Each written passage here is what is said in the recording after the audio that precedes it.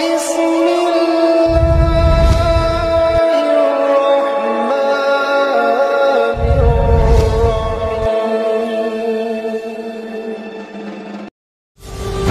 semua ayat-ayat di dalam Al-Quran itu memerintahkan, menyuruh untuk memberi maaf. Tidak ada satu ayat pun yang kemudian menyuruh untuk minta maaf. Yang ada adalah perintah untuk memberi maaf. Jadi di dalam Al-Quran itu semua ayat-ayatnya memerintahkan kita untuk menjadi pemaaf. Jadi secara psikologis orang memberi maaf itu jauh lebih berat daripada meminta maaf. Tidak ada perintah untuk minta maaf. Wa in aqabtum fa'aqibu bimithli ma uqibtum bihi. Jika kamu kemudian ingin membalas, maka balaslah yang setimpal. Wala in sabartum fa huwa khairul lisabirin. Tapi kalau kamu sabar, maka itu jauh lebih baik. Artinya kalau kita mau balas yang setimpal, tapi hampir rata-rata orang yang mau balas orang yang menyakiti kita tidak setimpal, jauh lebih menyakitkan dan dendamnya tidak habis-habis. Ada orang bersalah sekali, itu tidak selesai-selesai Pak, dibalas. Dia sebenarnya mau nafsunya terus. Selama ini usaha begini, segala macam yang dia lakukan untuk membalas. Taruhlah itu misalnya sebuah kejelekan atau kejahatan. Orang yang seperti ini nanti akan dapat hukuman dari Allah jauh lebih berat, karena dia bukan lagi membalas, apalagi dia tidak sabar, bukan lagi membalas yang setimpal, tapi jauh lebih jahat dari yang dilakukan orang yang justru menjahati dia menurut versi dia. Ini yang berbahaya.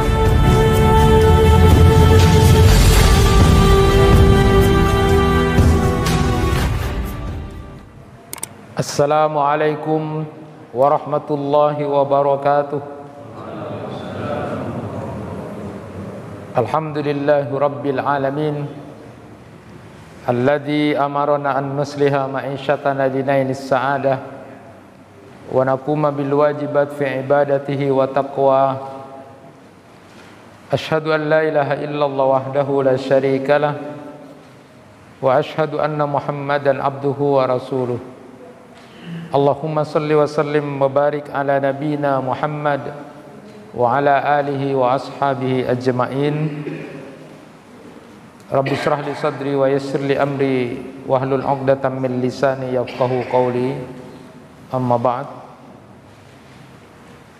Jamaah kuliah pengajian maghrib yang dirahmati Allah,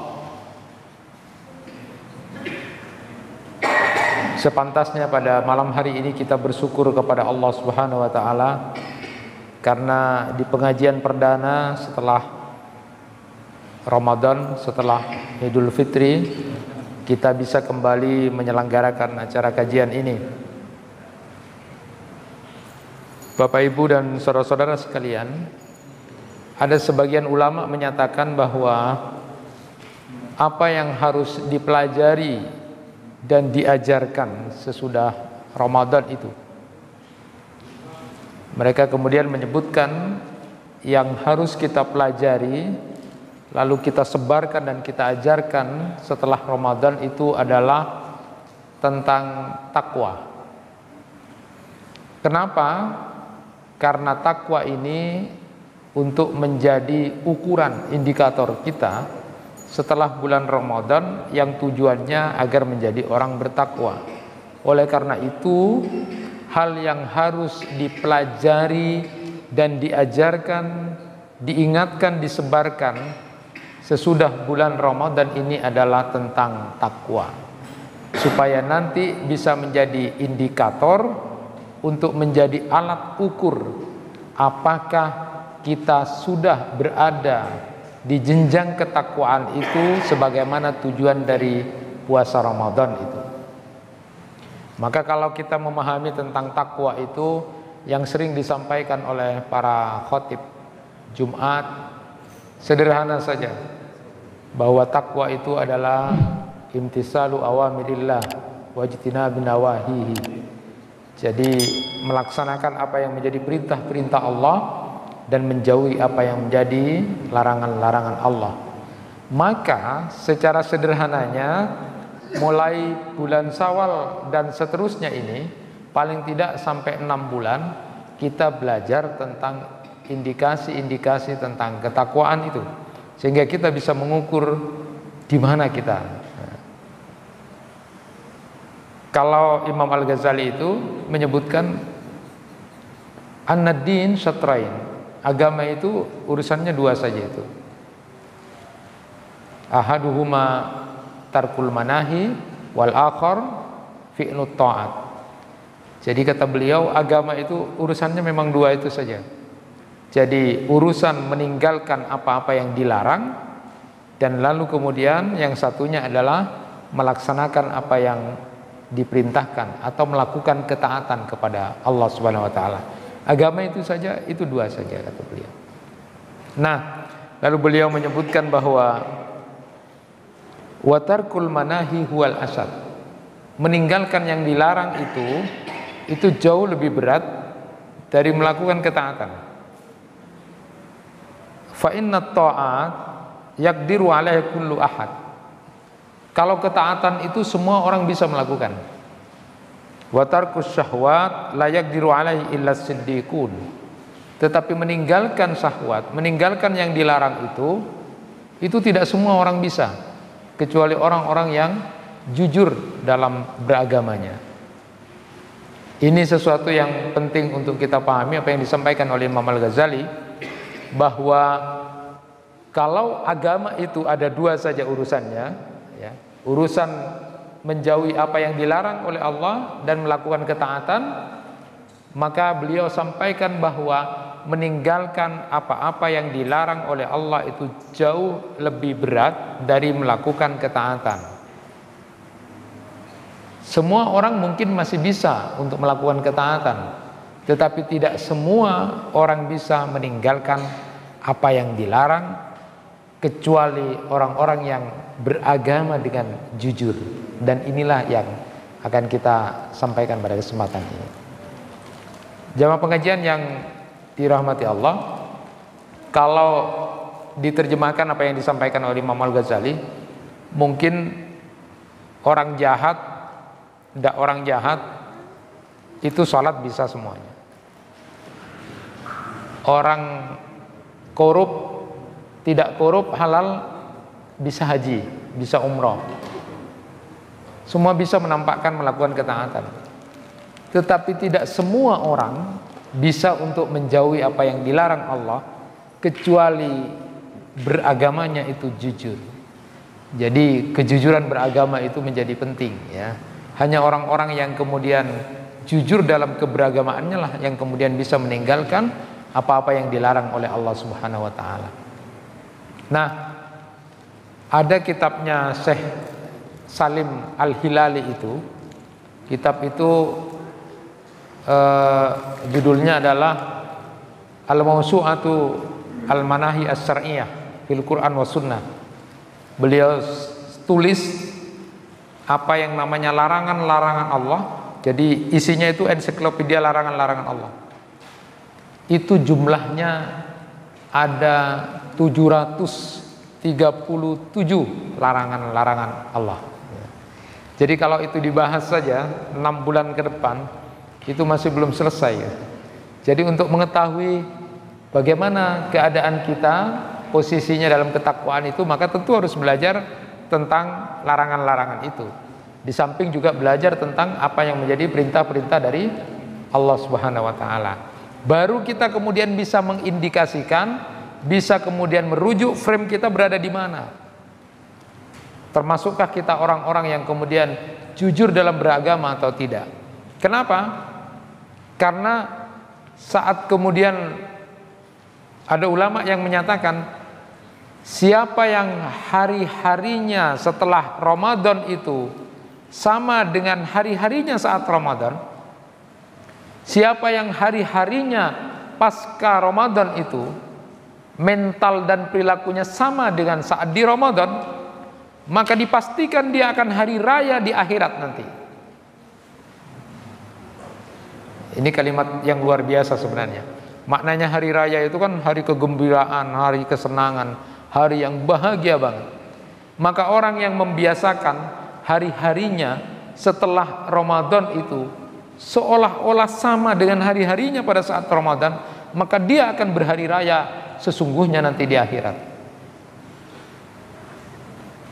Bisa dibayangkan Bapak dan Ibu sekalian, kalau hari ini hari ke-8 ya, hari ke-8 dari bulan Syawal misalnya, kalau ditanya apakah kita sudah 8 juz baca Al-Quran sama seperti 8 hari di bulan Ramadan, rata-rata ditanya sudah 8 juz, paling tidak kita mampu dan bisa untuk menghatamkan itu 1 kali minimal per bulan. Kalau sekarang ditanya ini sudah hari ke-8, sudah 8 juz seperti waktu di Ramadan atau tidak? Kalau tidak, berarti kita masih tidak acik gitu. Dan inilah yang kemudian disayangkan ya. Kalau kemudian para ulama itu menyatakan bahwa ada kelompok orang-orang yang ketika saat Ramadan itu mengenal Allah itu luar biasa, seolah-olah dirinya dengan Allah luar biasa itu. Tapi saat kemudian sudah selesai bulan Ramadan, dia seperti orang yang terbebaskan dari penjara. Na'udzubillah. Ada orang yang merasakan begitu. Saat puasa Ramadan, dia memang melakukan kenal dengan Allah luar biasa, jadi orang baik luar biasa. Lepas dari Ramadan, dia malah seolah-olah seperti keluar dari penjara. Inilah sebuah musibah besar, karena diingatkan oleh Ka'ab bin Malik itu berdasarkan sabda Nabi SAW bahwa orang-orang yang kemudian berniat setelah Ramadan dia akan menjadi orang hurriyah lagi, dia akan menjadi orang bebas lagi, dia akan merasakan melakukan perbuatan-perbuatan yang sebelumnya dilakukan sebelum Ramadan, maka ada kekhawatiran dan kecemasan yang luar biasa. Jangan-jangan puasanya tidak akan diterima, jangan-jangan puasanya akan tertolak. Maka kalau para ulama itu kemudian berdoanya 6 bulan untuk bisa diterima bulan Ramadannya, dan 6 bulan untuk bisa sampai di bulan Ramadan kembali, itu sungguhan, itu dilakukan berharap 5 bulan ke depan ini betul-betul kemudian berdoa kepada Allah, terima ya Allah, terima puasanya. Tidak selesai-selesai doanya itu, karena diterimanya amal itu jauh lebih penting dari amal itu sendiri. Makanya para ulama kemudian berdoa selama 5 bulan ke depan itu untuk diterima. Lalu kemudian berikutnya 6 bulan berikutnya berdoa kepada Allah untuk bisa ketemu dengan bulan Ramadan kembali. Nah, suasana dan fenomena seperti inilah yang kemudian kadang-kadang dilupakan oleh kita, yang seharusnya pada saat kita sudah melaksanakan Ramadan itu banyak hal-hal yang sudah bisa kita lakukan yang menurut kita tidak bisa, ternyata mampu kita lakukan.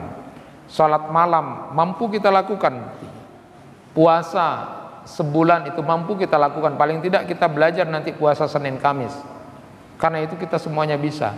Paling tidak 1 kali khatam dalam 1 bulan bisa kita lakukan. Lalu kenapa di luar Ramadan sudah selesai urusannya? Padahal bukan selesai ya.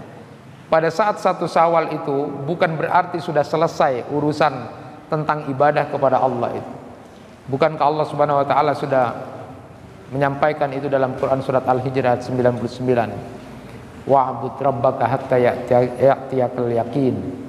Sembahlah Tuhanmu itu sampai kemudian kamu mati. Jadi tidak ada finish. Finish itu selesai ketika sudah mati. Jadi finishnya itu bukan di 1 Syawal, tetapi justru 1 Syawal itu mulai kembali untuk melakukan peningkatan ketaatan kepada Allah Subhanahu wa taala. Jamaah yang dirahmati Allah, kalau kemudian sampai ada perubahan, berarti memang itu ingat apa yang dilakukan oleh setan.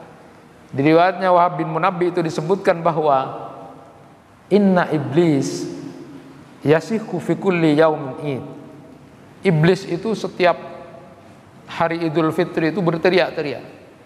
Jadi iblis itu di hari raya itu, ketika kita bertakbir, ketika kita bertahmid, kita bertasbih kepada Allah, memuji dan mengagungkan Allah saat itu, karena kita begitu sangat gembira sekali, karena kita berhasil melaksanakan ibadah puasa Ramadan, dan diharapkan nanti keluar menjadi orang-orang yang banyak diampuni dosanya oleh Allah dan kemudian dibebaskan dari api neraka. Justru di hari Idul Fitri itu iblis teriak-teriak. Iblis teriak-teriak. Ketika kemudian bala tentara iblis itu bertanya kepada iblis. Jadi setan-setan itu bertanya kepada iblis, Pertanyaannya, ya Sayyidina man akdabaga, ya Sayyidina man akdabaga, wahai Tuanku, katanya, apa yang membuat engkau marah, apa yang membuat kamu berteriak-teriak hari ini? Lalu kemudian iblis menjawab, innallaha qad ghafara li hadhil ummah fi hadzal yaum. Sesungguhnya Allah Subhanahu wa taala sudah mengampuni dosa-dosa orang-orang yang berpuasa itu. Bahkan ada yang dibebaskan dari api neraka. Padahal kita sudah susah untuk membuat mereka menjadi orang yang tidak taat kepada Allah, melakukan banyak dosa dan kesalahan sebelum Ramadan. Kita sudah membisiki itu untuk jatuh kepada pelanggaran Allah. Tapi kemudian karena bulan Ramadan ini dan selesai, mereka berhasil, lalu kemudian banyak yang diampuni dosa-dosanya. Maka apa kata iblis pada waktu hari Idul Fitri itu? Fa'alaikum an tughsiluhum bil ladzat wasyahwat wasarbil khamr. Maka mulai hari ini, jadi di Idul Fitri itu, mulai hari ini sibukkan lagi manusia-manusia itu dengan kesenangan-kesenangan dunia. Sibukkan lagi dengan syahwat-syahwat dunia. Sibukkan lagi mereka dengan minum-minuman dan foya-foya dan makan-makan, sehingga kemudian mereka berlebihan. Dan itu ternyata banyak orang yang kemudian setelah lepas dari bulan Ramadan itu, sama seperti proklamirnya iblis itu kepada bala tentaranya setan, mulai hari ini sibukkan kembali mereka dengan kenikmatan-kenikmatan dunia, syahwat-syahwat dunia, hal-hal yang membuat mereka lupa tentang apa yang sudah mereka peroleh saat di Ramadan itu. Itulah yang terjadi. Jadi banyak orang-orang yang kemudian lupa dan jauh dari yang seharusnya dia kerjakan pada saat di bulan Ramadan. Na'udzubillahi min dzalik. Kalau kemudian Ka'ab bin Malik menyatakan ada kecemasan dan ketakutan luar biasa kalau sampai kemudian terselip saat selesai bulan Ramadan itu kemudian tidak ada mental, tidak ada ruh perilaku di bulan Ramadan itu, maka itu akan mengakibatkan tidak diterimanya apa-apa yang dilakukan pada saat bulan Ramadan itu. Na'udzubillahi min dzalik. Ma'asyiral muslimin rahimakumullah, maka perlu diingat apa yang diajarkan doa Rasulullah sallallahu alaihi wasallam saat di akhir Ramadan itu. Beliau kemudian mengajarkan doa kepada kita semuanya, ya Allah, jadikan puasa tahun ini atau puasa yang sudah aku kerjakan ini bukan puasa terakhir ya Allah. Karena kita ingin berharap bertemu dengan Ramadan lagi. Namun bila harus seandainya ini adalah puasa yang terakhirku ya Allah, maka jadikan ini puasa yang penuh dengan kerahmatan. Dan jangan jadikan puasa yang aku lakukan itu menjadi puasa yang sia-sia dan tertolak. Kalau harus ini yang terakhir, maka jangan jadikan puasaku tahun ini puasa yang sia-sia, tapi jadikan ini adalah puasa yang penuh dengan rahmat. Tapi aku berharap ya Allah, ini bukan puasa yang terakhir. Itu yang perlu diingat. Itu doa kita yang diajarkan oleh Rasulullah SAW kepada kita, sehingga kitalah yang harus menjaga itu. Kalau Rasulullah SAW pada saat 9 kali sudah puasa itu meninggal dunia. Jadi Rasulullah itu semasa hidup beliau itu melaksanakan puasa 9 kali.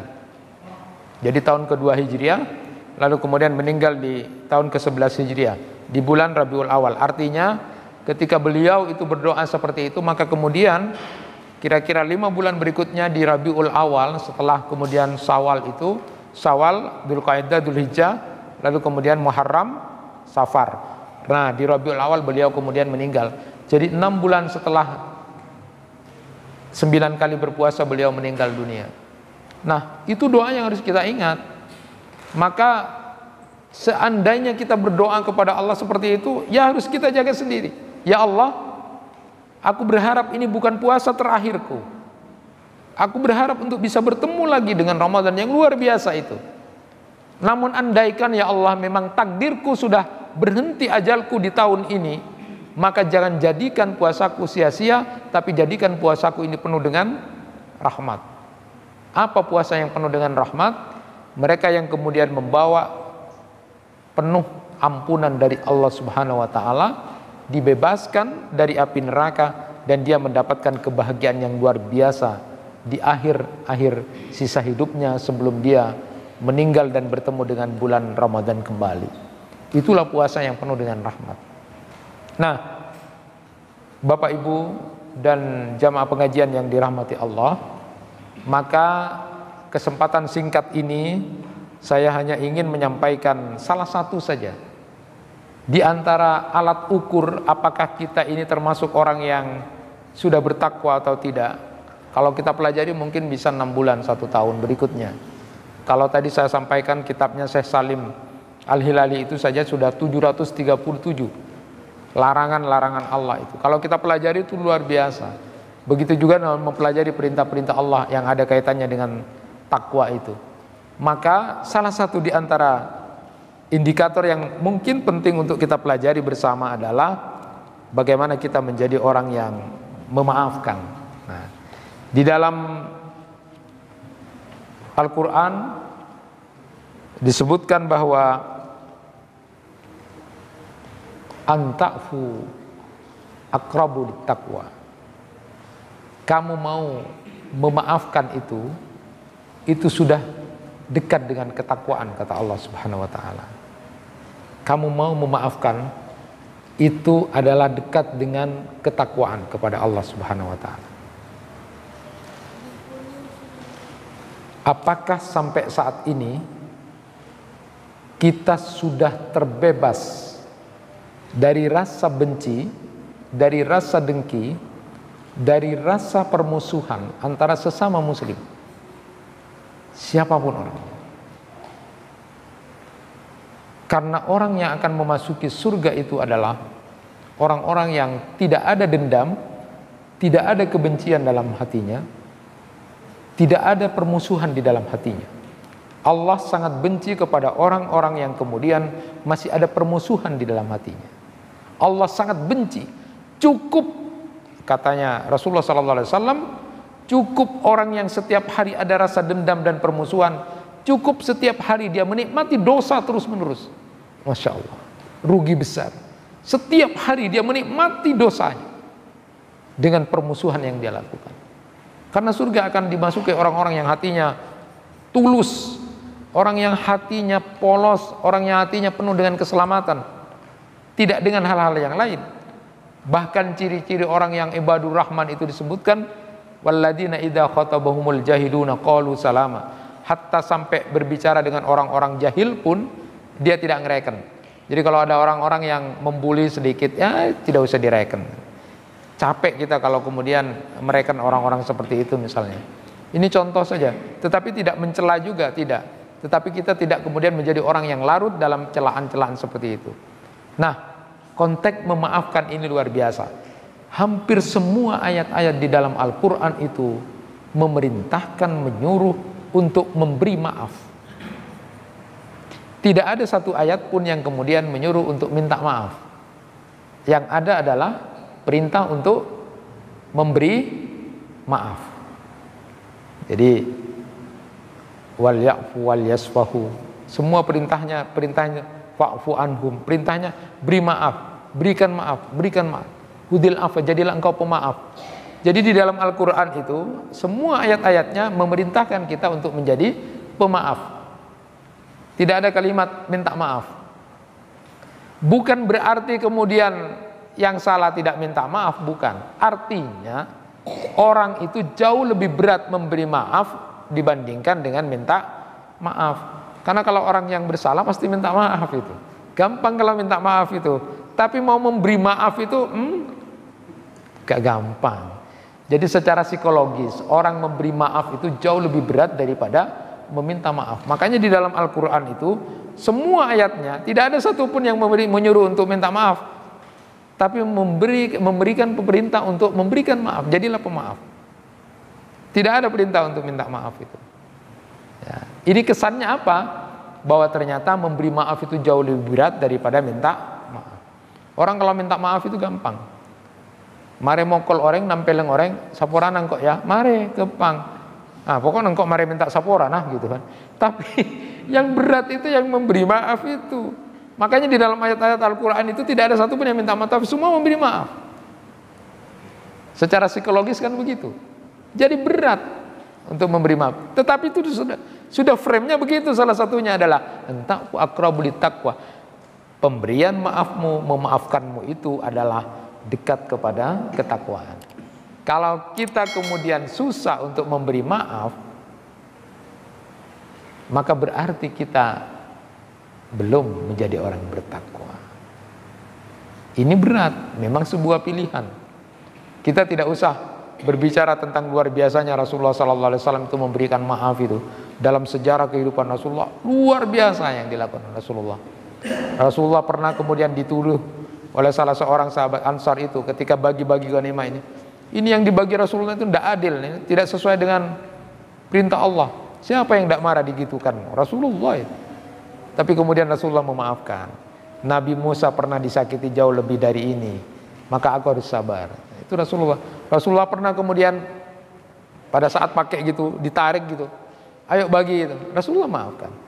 Hatta yang paling sejarah yang paling kita lihat dan kita dengar bagaimana Rasulullah SAW saat beliau kemudian mau dibunuh, tapi ternyata Rasulullah memaafkan orang yang mau membunuh itu. Barangkali itu tidak mudah untuk kita lakukan. Sampai kemudian salah satu umatnya Nabi Muhammad yang pertama kali akan masuk surga yaitu Abu Bakar As-Siddiq juga memberikan pelajaran penting tentang memaafkan itu. Jadi perintah-perintahnya semuanya adalah memaafkan. Nah hadirin yang dirahmati Allah, kalau tidak mau memaafkan ada dua kemungkinan. Kemungkinan yang pertama adalah salahnya terlalu besar. Jadi kesalahannya terlalu besar. Yang kedua, tidak mau memaafkan itu karena dia sombong, karena dia merasa lebih baik. Apa orang cara roa. Jadi kita itu sombong, merendahkan. Jadi kita tidak maafkan. Ada dua kemungkinan. Kalau yang pertama ini karena salahnya besar atau dosanya besar, itu masih bisa diatasi. Diatasi dengan tawaran-tawaran tadi. Jadi kalau Abu Bakar As-Siddiq kemudian tidak mau kembali untuk memberikan bantuan kepada Mistah yang sudah memfitnah Aisyah berselingkuh itu, ya, Mistah bin Usasa itu adalah salah satu famili dari Abu Bakar As-Siddiq yang kemudian dibantu karena miskin, dibantu terus, tapi kemudian justru ketika terjadi fitnah hadisul ifk itu, terjadi fitnah itu, Aisyah radhiyallahu anha itu yang menyebar-nyebarkan fitnah bahwa Aisyah itu selingkuh adalah Mistah bin Usasa yang dibantu oleh Abu Bakar itu. Secara kemanusiaan jemaah bermarwah selai pentu-pentu seperti itu. Jadi wajarlah kalau bersumpah besok kalau ada pemberitahuan dari Allah, dari Rasulullah bahwa anakku bebas dari perselingkuhan itu, maka tidak akan aku bantu, sampai bersumpah begitu. Tetapi tawaran itu Allah tawarkan. Setelah itu, wahai orang yang punya kelebihan harta, jangan kamu bersumpah tentang sesuatu yang tidak baik tentang kelebihan hartamu. Maukah engkau pilih untuk dapat ampunan dan maaf dari Allah dengan catatan engkau mau untuk memberikan maaf kepada orang yang sudah menyakiti kamu? Akhirnya Abu Bakar karena mindset berpikirnya adalah akhirat, mindset berpikirnya adalah surga, bertemu dengan Allah, mencapai keridhaan Allah, maka Abu Bakar lebih memilih untuk mendapatkan ampunan dan maaf dari Allah, dan kemudian membuang rasa egoisme untuk tidak memaafkan saudaranya yang menyakiti itu. Kalau kita kan enggak, ratina. Jadi kalau ada tawaran kamu dapat maaf loh dari Allah, ratina lah, ini urusan lain. Apa? Tak bisa, rajelu salana, terlalu besar itu. Kalau terlalu besar masih bisa dikalahkan dengan tawaran itu. Tapi kalau sombong, tina, apa roh? Ini yang berbahaya yang kedua ini.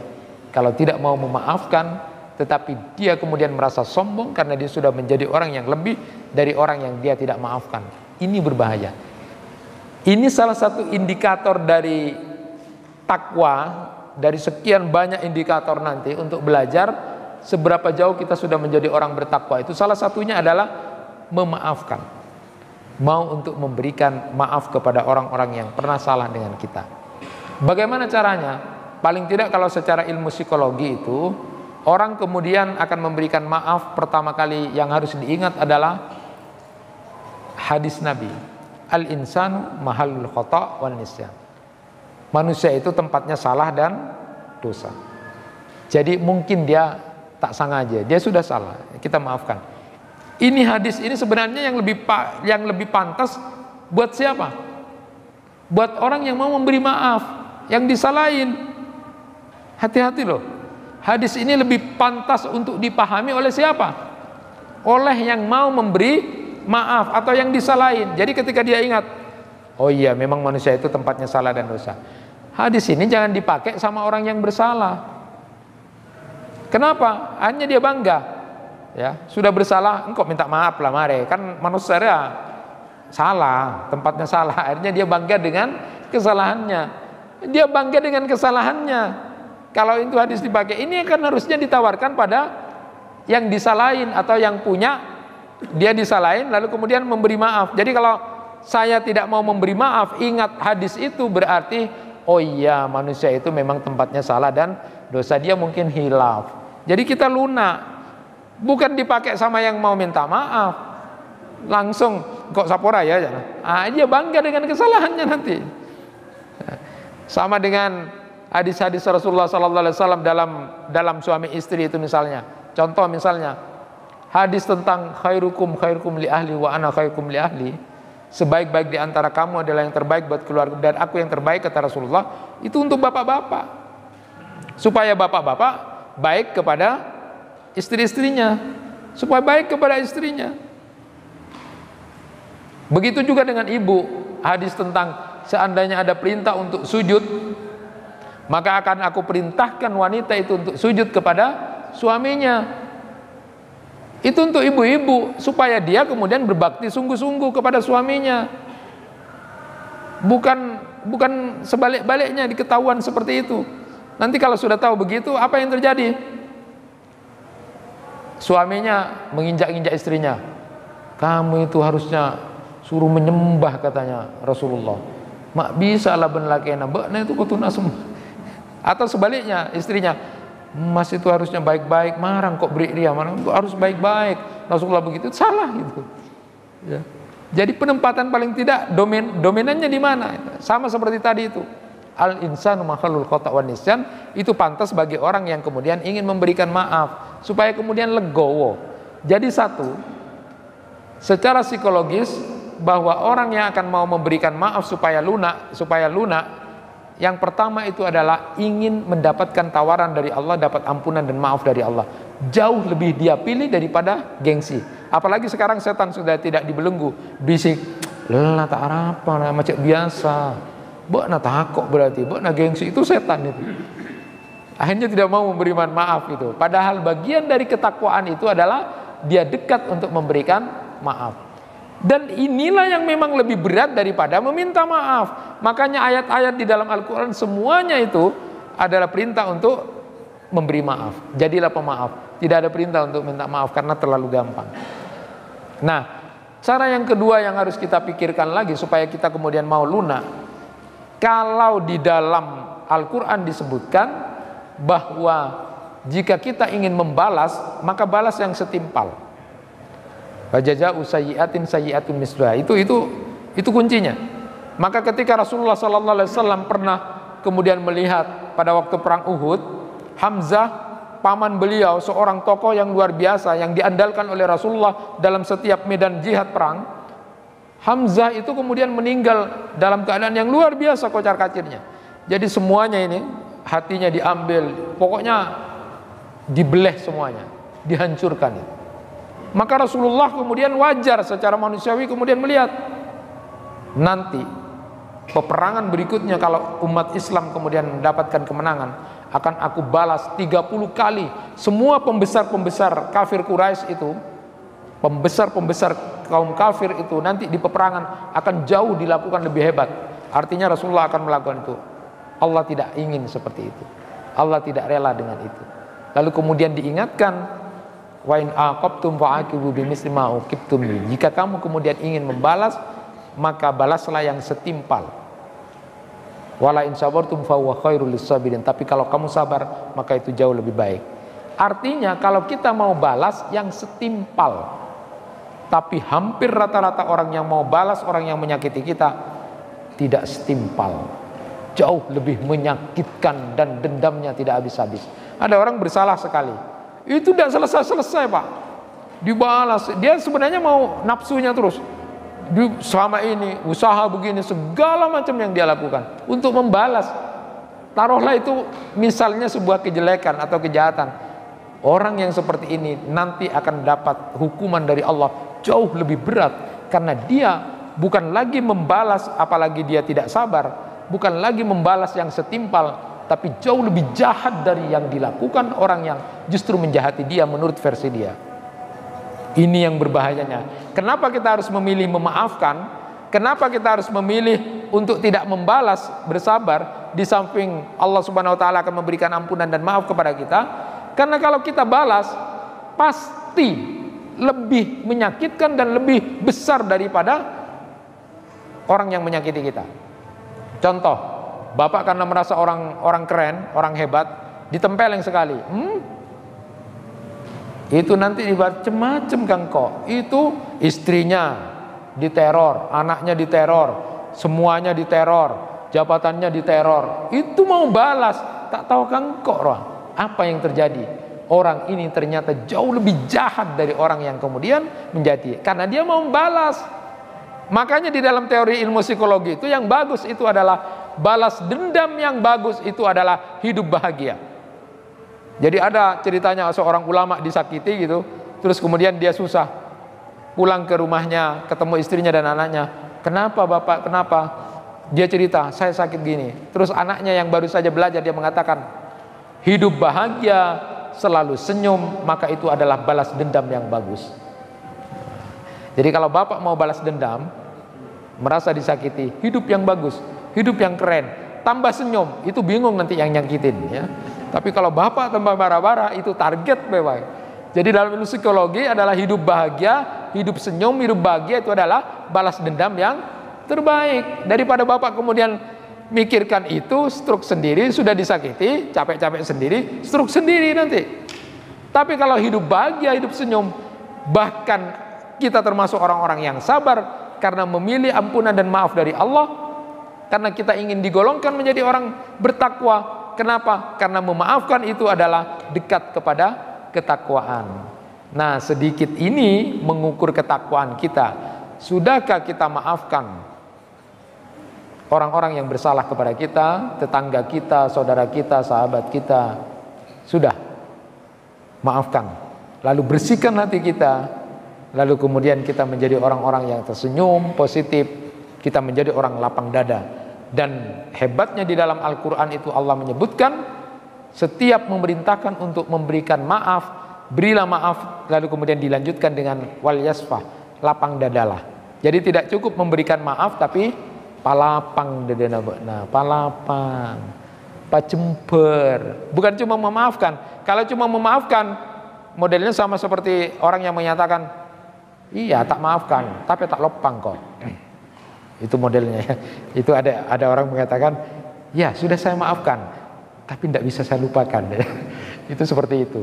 Perintah di dalam Al-Quran sesungguhnya adalah maafkan lalu pacemper atena beuna, palapang. Itulah orang yang bertakwa. Indikator ini, kalau itu belum kita dapati sekarang di suasana Idul Fitri ini, maka adalah sebuah kerugian besar.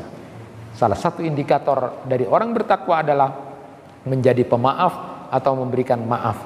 Kalau bapak dan ibu sudah memaafkan siapapun, maka sehat jasmani kita. Pikiran kita akan menjadi orang sehat dan kita hidupnya akan sehat.